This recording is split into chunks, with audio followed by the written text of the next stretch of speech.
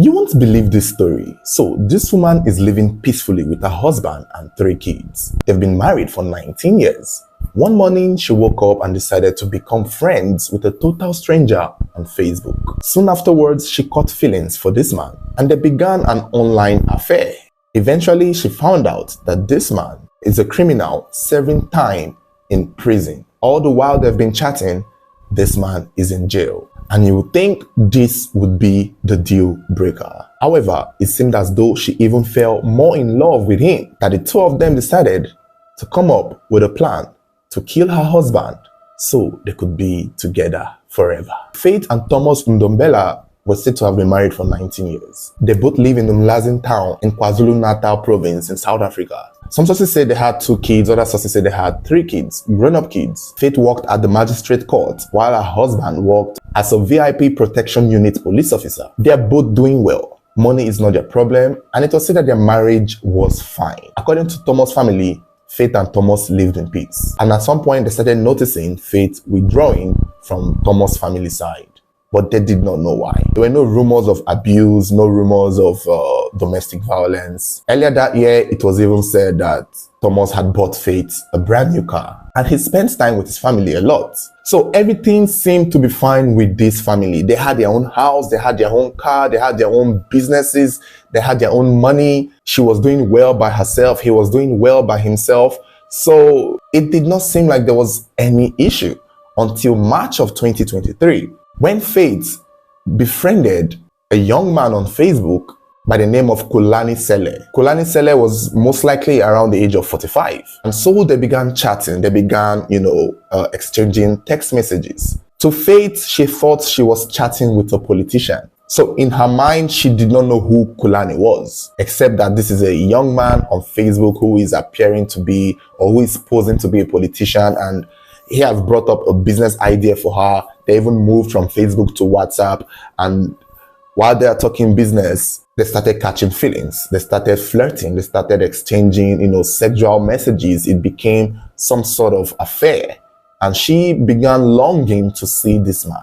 It's unclear how her marriage situation was with Thomas. Whether it was good or not good, she was the one who pretty much chased the relationship with Kulani. But when it was time to meet Kulani in person, that was when she found out that Kulani is a convicted felon who is currently serving time, not just time, life in prison for a murder he committed in 2011.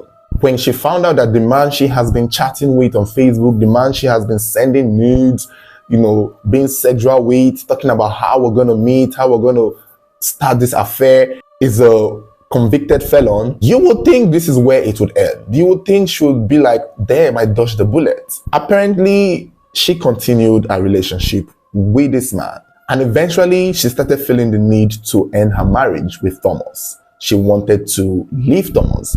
It's unclear why, but since she's already having this affair with Kulani, it is possible that she probably wanted to be with Kulani. And so when she expressed to Kulani how she wanted to leave her husband, Kulani suggested to her to kill the husband. And Faith thought, oh, this is a good idea because there's a life insurance attached to the husband. And obviously, she would have just left the marriage, but she needed the money for the man's life insurance. It was a huge sum of money. Although some sources claim that Faith actually had it in mind to get rid of her husband before she met Kulani, deliberately befriending him.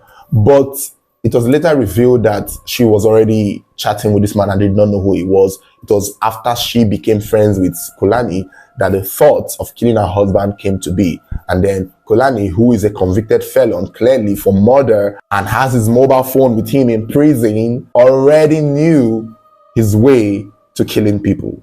So when Faith said, I want to get rid of my husband because there's a life insurance attached to him, Kulani was like, say no more. I know somebody you're going to meet, and this person works for me, and he is going to guide you on how you can kill your husband so that you can finally be free to get the life insurance and then come be with me, which literally is something that I guess was a foresight. Kulani Sele told Faith that it would cost her roughly 300,000 rand to kill the husband. He then introduced her to a primary school principal, Sitembiso Justice Kumalo. This primary school principal then meets Faith, and then they talked and he learns what Faith wanted, and so Kumalo introduces Faith to the actual assassin, a man named Unzo. Unzo is the one who will actively carry out the killing in the way that she wanted. And that is how these three people, including Faith, began planning on how to kill Thomas Ntombela.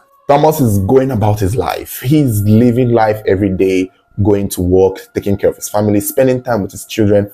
All the while, his wife, the woman he sleeps with every night when he comes home, is making arrangements on how to kill him. So Faith, Kulani Sele, Kumalo, and Umzo were all in constant communication. It was like a WhatsApp group chat. They were all talking on how they would go about it.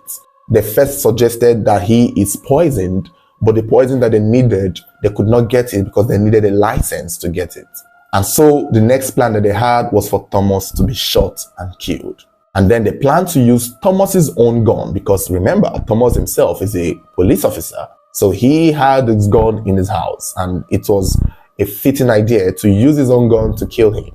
So the plan that they had was Faith was going to give Unzo one of her vehicles. It looked like she probably took it to the mechanic, but it was with Unzo. That way, people would not suspect, or CCTV would not see a strange vehicle coming into the neighborhood, because the vehicle would still look like that of Thomas's own. So they took the vehicle and then they removed the tracker from it. Then the next thing Faith did was to make a video of the entire neighborhood. In this video, Faith was driving around the neighborhood, showing Unzo where he would pass when he's coming, where he would hide, shows him her streets, shows him her house, literally giving this man a Google map of every part of the neighborhood and every corners to carry out the killing of her husband, who, by the way, has done nothing to her. She was describing the places that would be dark, where there's street lights. The video showed around her house, even to her husband's safe, videos of the guns that they would use and the live ammunition. And after that video, they did not even end it there. Umzo came physically to see the neighborhood herself, as though he was trying to rent a house or an apartment, some kind of real estate shit.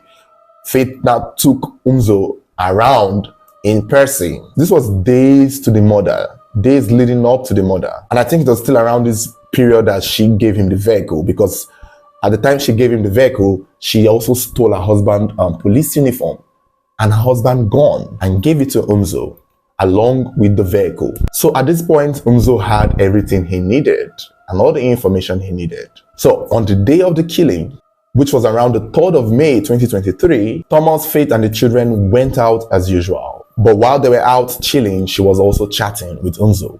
We're out, go to the house now, and Umzo gets on duty. Since he's driving one of their vehicles and is wearing Thomas's uniform, neighbors did not suspect anything. Nobody even cared. It was like as though it was Thomas himself or Faith that was coming to their house. So he gets into the house. He's set to, in the position where he had seen in the video, where he would stay and wait for the action to happen. And while he was waiting for them to come home, Umzo had a change of mind. He started feeling uneasy. He was like, I don't want to do this. But he was speaking with Sele, and Sele, who is in prison, threatened him and puts pressure on him to make sure he finishes the job, even promising him more money. Eventually, Thomas and his family came back. Umzo is hiding at a corner where he was told to. The family go inside the house, and then while they were inside, Faith sends Thomas to help him get something. And then Thomas leaves his house, but he lives with their daughter. And so Umzo could not shoot or strike because Thomas comes out of the house with the daughter. All this while he's still chatting. He's like, what's up? Your husband just came out, but he's with the daughter. I can't shoot. I can't kill him now. And Faith is like, oh, damn it. Thomas buys whatever Faith has asked him to buy. He gives it to her. And then Faith tells Thomas to go and lock the gates. But this time, she holds the daughter back and gives the daughter something else to do. That way, only Thomas will go out by himself. And it was at this moment that Thomas goes out of the house to lock the gates of the compound that Umzo fired. Umzo shot and killed Thomas, and they ran away with the vehicle that he had been given to Kumalo's house, the principal, the primary school principal who introduced the two of them. Went there to hide. When they heard the gunshot, everyone came outside. The daughter, Faith, came outside. Neighbors came out. Thomas was struggling for life, and it was said that, according to neighbors, Faith stood frozen without trying to help the husband. It took her a while. It was even the neighbors who rushed him to the hospital. Unfortunately, he died.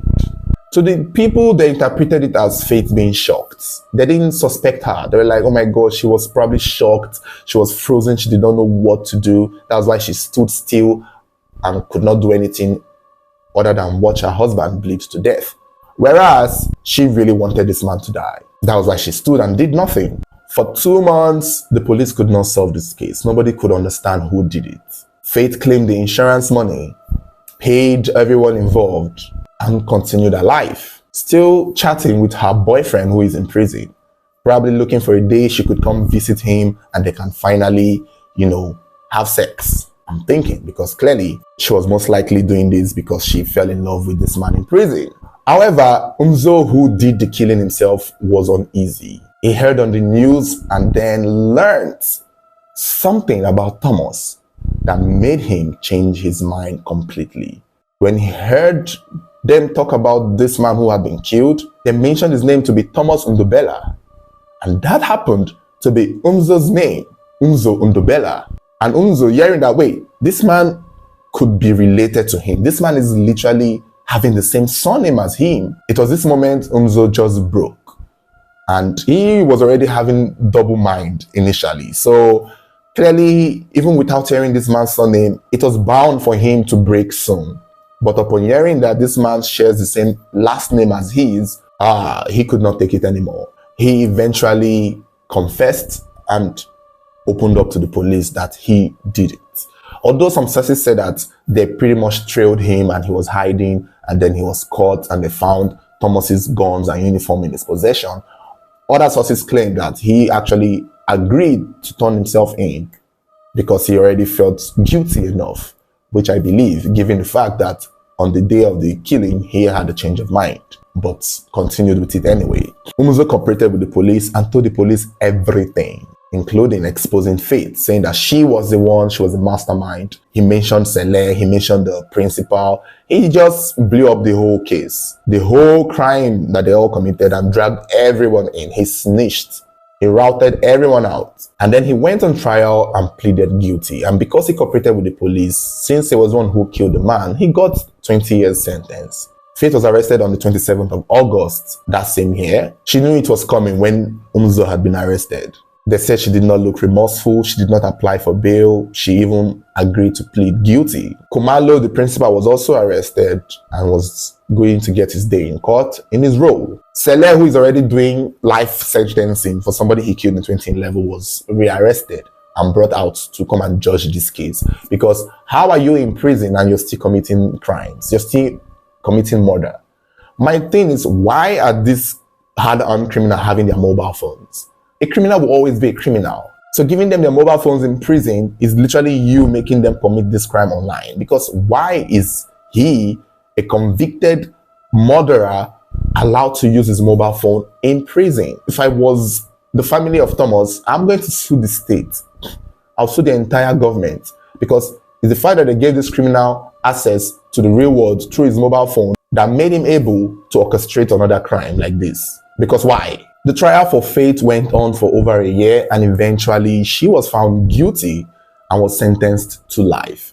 Although she was then sentenced to 12 years in prison because she stole the gun and the vehicle. So for theft and conspiracy to plan and all of this, and she was given 12 years, and then she was now given life sentencing for killing her husband, which is interesting because the man who actually did the killing only got 20 years, while she gets to serve the rest of her life in prison. They said the trial for Sele, the one already in prison, the convicted criminal, and Kumalo will continue in 2025, which I don't even know why we're still talking about this. He's already doing life.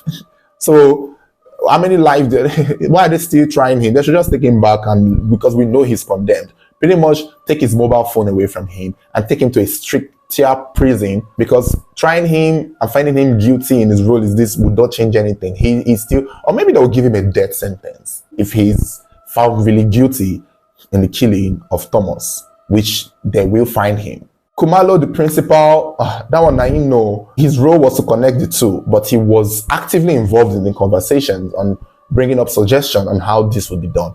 If it was said that he only just connected Faith and Uzo, maybe he can easily argue that he did not know what they were going to do. But the fact that he actively gave his opinions, his thoughts, and was actively in it and even got paid for it, I don't know. Mr. Principal, you are going to be in jail. He might get a lesser sentence, I'm assuming, but I believe he will get a...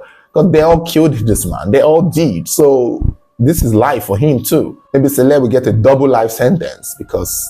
why the hell? But my thing is, you guys should take this man's mobile phone away from him. Take it away from him. Because if you give him another life sentence, and he has nothing else to lose. South Africa, can you hear me?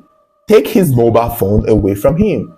Take the internet away from him. Because even if you sentence him to life again and he goes back to his prison cell and he has Facebook, WhatsApp, and Wi-Fi, another woman somewhere is going to kill her husband again because of him. And he has nothing else to lose. You think this man has something to lose? He's already doing life. So if he's going down, he might as well take everyone down with him. Although it will be interesting though to see what he does next if they give him his phone. Like, on a side note, it will be. I mean, it's quite interesting that the criminal is able to still commit more crime from prison in the comfort of his house with his mobile phone.